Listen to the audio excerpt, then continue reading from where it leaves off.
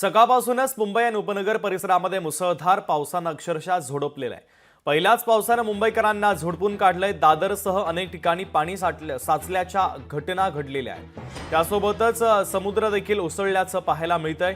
पावसाचा आनंद घेण्यासाठी अनेक मुंबईकर पर्यटक हे समुद्रकिनारी जात असतात। मात्र आज होणाऱ्या अतिमुसळधार पावसामुळे पर्यटकांनी समुद्रकिनारी जाऊ नये असं आवाहन आता मुंबई पालिका प्रशासनाच्या वतीनं करण्यात आलंय।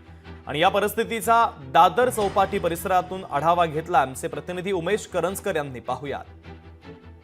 पासूनच मुंबई आणि उपनगर परिसरामध्ये जोरदार पावसाला सुरुवात झाली आणि याचा मोठा फटका मुंबईकरांना आज दिवसभरात पाहायला मिळतोय। आता मी मुंबई दादर इथे समुद्र किनाऱ्याच्या परिसरात उभा आहे आणि इथे पाहू शकतो समुद्राला देखील मोठी भरती जी आहे ती आपल्याला आलेली पाहायला मिळते। एकूणच मुंबई या सगळ्या परिसरामध्ये आजच्या दिवस मुसळधार पाऊस होणार आहे आणि त्यामुळे समुद्र किनाऱ्यापासूनही दूर राहण्याचे आदेश जे आहेत ते महानगरपालिका असेल किंवा कोस्ट गार्ड असेल यांच्याकडून देण्यात आलेली आहे।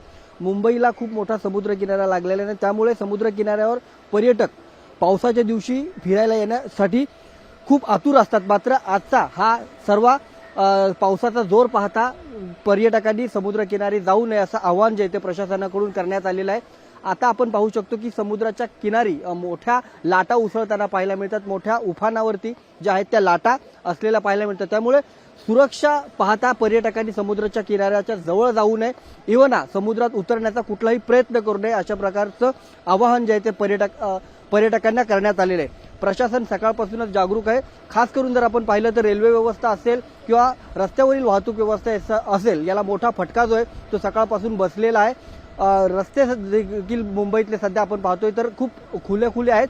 नेहमीप्रमाणे जर सोमवारचा आजचा दिवस आहे, आज खूप मोठ्या प्रमाणात ट्रॅफिक असते, मात्र आज मुंबईचे रस्ते आपल्याला मोकळे पाहायला मिळतात कारण सकाळपासूनच पावसाचा जोर जो आहे तो मोठा आपल्याला असलेला दिसतोय आणि म्हणून समुद्र किनाराही पर्यटकांनी जाऊ नये, मुंबईकरांनी जाऊ नये असं आवाहन प्रशासनाकडून करण्यात आलेलं आहे। कॅमेरामन निकेश सोबत उमेश करंजकर, लोकशाही मराठी, मुंबई।